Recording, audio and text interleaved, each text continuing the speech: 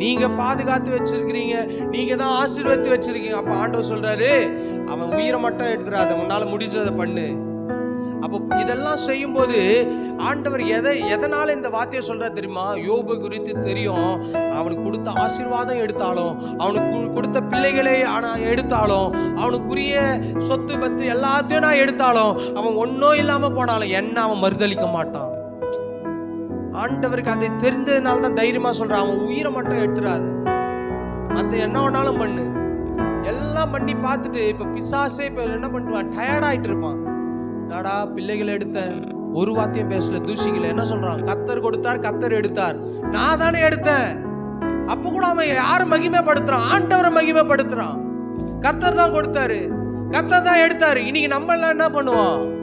இதே ஒரு பிரச்சனை வந்துச்சு, ஒரு வியாதி வந்துச்சுன்னா, பிசாசு பண்ணிட்டான் பத்தியா, அவன்